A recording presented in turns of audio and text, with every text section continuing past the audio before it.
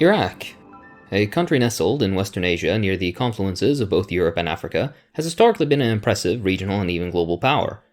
Having given rise to nearly a dozen leading civilizations from the Sumerians to the Abbasids, Iraq has contributed an unpayable debt to the collective knowledge of humanity.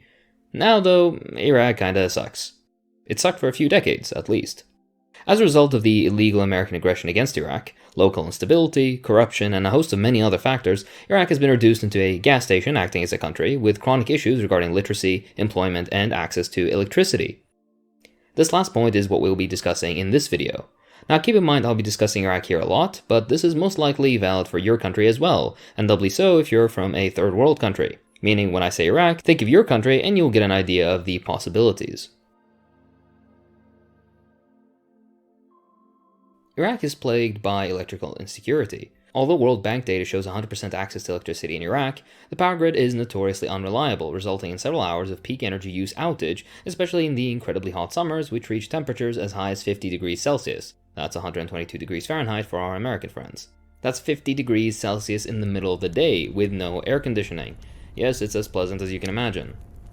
In particularly bad periods, this means over 12 hours without power, with this deficiency being made up by either private or neighborhood generators. Add on top of this local, illegal tapping into electricity grids. Remember that you wouldn't download the car meme? Well, yeah, Iraqis download electricity. The horrendous condition of electrical infrastructure in Iraq, causing massive inefficiency and more, unsurprisingly this is a major factor in political resignations as well as protests in Iraq. Corruption is a major reason, with over $80 billion being spent in the energy sector with no improvements since 2005. To put this in perspective, $80 billion could have been enough solar, geothermal, and hydroelectric plants in Iraq to have the entirety of Iraq's electricity needs be completely from renewable energy. In a country heavily affected by climate change and with a rising population, only a complete political and economic realignment of the country can fix the solution, with some deserving the Chinese treatment.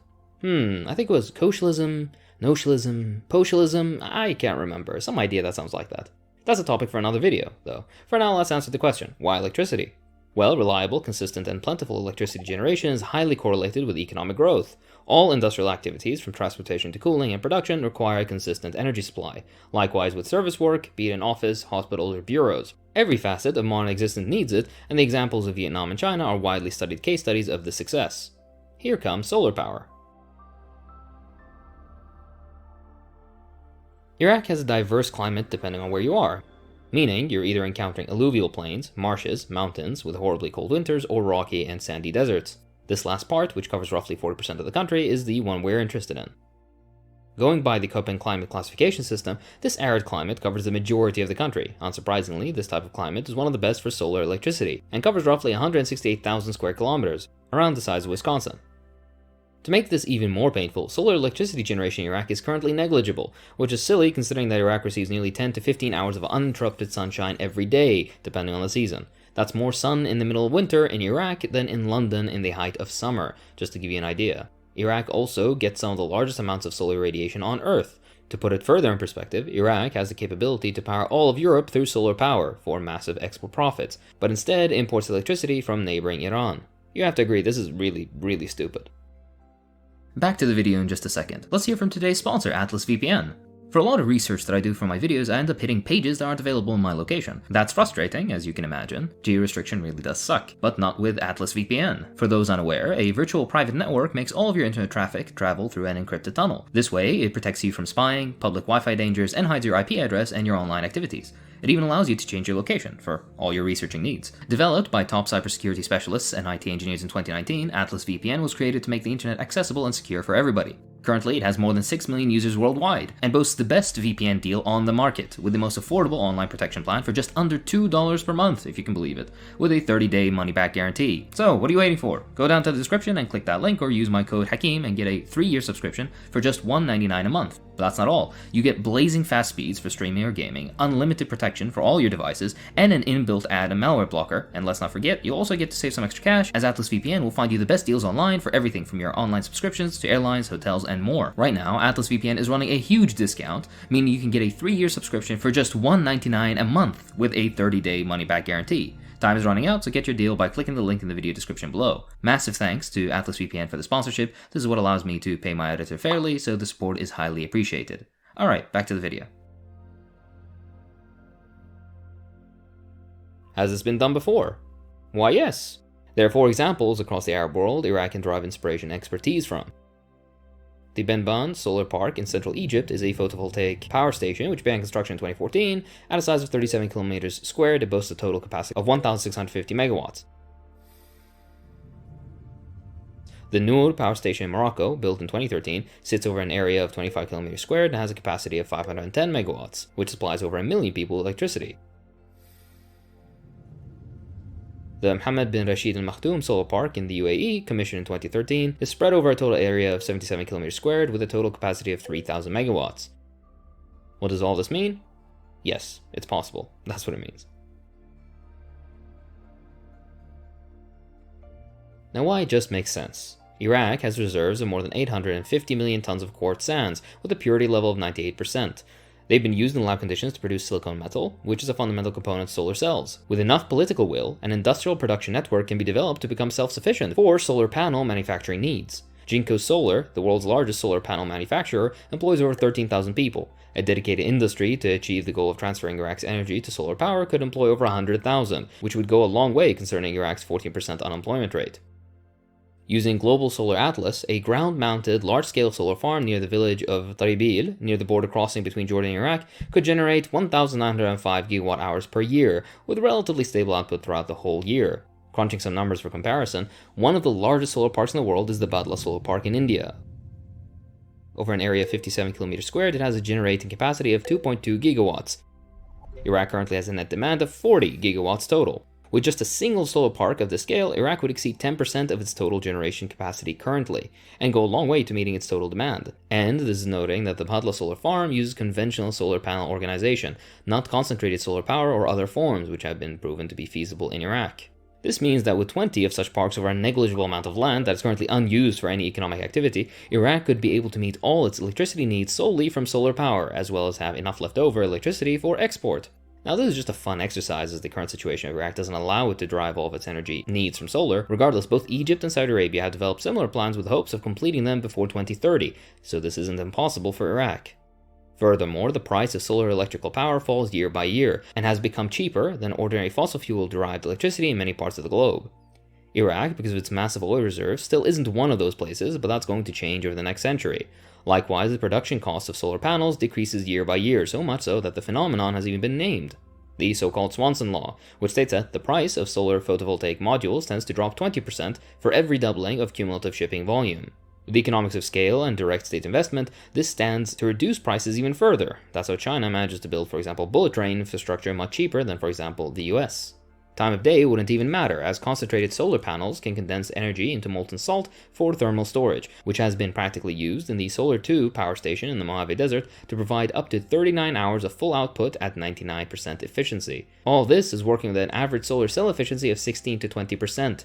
Recent innovations have pushed efficiency up to as high as 30%, with inkjet printing procedures already functional in Poland as of 2022. Lab results in the US have been as high as 50%.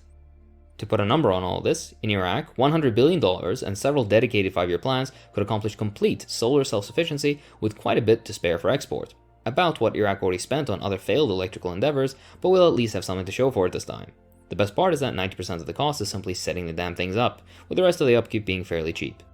On a more individual scale, the average annual electrical consumption per year for a typical Iraqi household is around 5,150 kilowatt hours. The average Iraqi home is brick-built with a flat roof. With 20 square meters of solar panels, even the lowest efficiency solar panels at 15% efficiency can provide up to 15 kilowatts per day. This can provide more than 5,475 kilowatt hours per year, which provides 3,000 kilowatt hours more electricity than what is required by the average household, as electricity generation from other sources wouldn't suddenly cease. Now, the issues are what you'd expect: dust and loss of efficiency, the preliminary costs in a third world country, access to water for cooling, which makes certain locations more suitable than others for setting up solar farms, etc., etc. In the Emirates, they use robots to clean solar panels, so that's an issue that can be turned into an employment and innovation opportunity. Access to water can be solved even deep into the desert, with similar projects like the Libyan Great Man-Made River, again opening massive investment, innovative, and employment opportunities for Iraq. Arguably, the only actual issue is just how many different options Iraq has. Massive natural resource supplies that are still untapped in many areas of the country, and high potential of other renewals are the only serious considerations. Iraq should be suffering from success in all reality. Aside from the aforementioned employment and export benefits, there's also a massive electrical surplus that can be used for water desalination, a process through which salty sea and ocean water can be turned into drinking water and water for use in agriculture. Iraq, like most of Western Asia, will have severe water access issues as time goes on, and this again can be a problem that could be turned into a major opportunity, allowing Iraq to make use of its 58-kilometer coastline and turn it into a potential exporter of fresh water in the future. The benefits for the environment too are beyond stating. Concentrating solar power plants can prevent the emission of 7.6 million tons per year of CO2, which is around as much as Cyprus and Nepal, with a single 50 megawatt parabolic trough power plant cutting annual heavy oil consumption by 30 million liters, and as a result eliminating 90,000 tons of CO2 emissions. Expanding further, as a case study that could be applied to the entire Arab world, each square meter in the Arab world receives about 640 watts per hour on average. If we estimated that the continuous demand for electricity of the entire Arab world would reach 100 gigawatts, this value can be achieved by installing solar power systems with a maximum efficiency of 10% over an area of 1,560 kilometers squared, and this is intentionally being not so generous. This area represents only 0.01% of the total area of the Arab world. For those interested, a great article titled Solar Energy Status in Iraq, Abundant or Not, Steps Forward, published in the Journal of Renewable and Sustainable Energy, goes into great depths regarding Iraq's renewable potential, if you'd like to read further. This was all a fun exercise to show what could be possible given a sensible government, properly directed state investment, and intelligent planning of industry. However, Iraq is a country plagued by its own blessings, geopolitical, resource-wise, and cultural. Through direct imperialist intervention from the British to the recent illegal invasion of Iraq by coalition forces led by the United States, Iraq has been intentionally set up for internal strife, social instability, and artificial limitations on its economic, military, and political influence. The only solution for Iraq is a dedicated socialist government with industrial and social central planning derived from all levels of society. The necessary prerequisites are stripping all imperialist powers of their influence in Iraq, the complete disarmament of all militias within Iraq, the nationalization of all industry, the institution of an organizational central plan, and a directed drive for self-sufficiency. Only this way will Iraq be able to meet the challenges of climate change, as well as grow culturally, socially, politically, and economically. Otherwise, it's just numbers on a drawing board on what Iraq could do, rather than what Iraq is doing. This isn't an image only of Iraq, but practically every imperial periphery country. And that's all for this time. If you enjoy what I do, then please consider supporting me on Patreon, it really does help. I'd like to thank my patrons, so thank you to Flatulent Jiggly Kitten, Truman, Asa, Mohammed Abbas, Sean L. Byrne, Noah Jackson, Kira, PS, Eheg, Dylan Thompson, Dog, BMAT, subscribe to Hakim or Lennon will haunt your means of reproduction, yes, Convex Ed, Hal Gake, Mr. Plutonium, David Moles, Lukey Worker, Cole, Ryan Guest, Matt Cubes, and Isaac Robnet. Thanks for watching.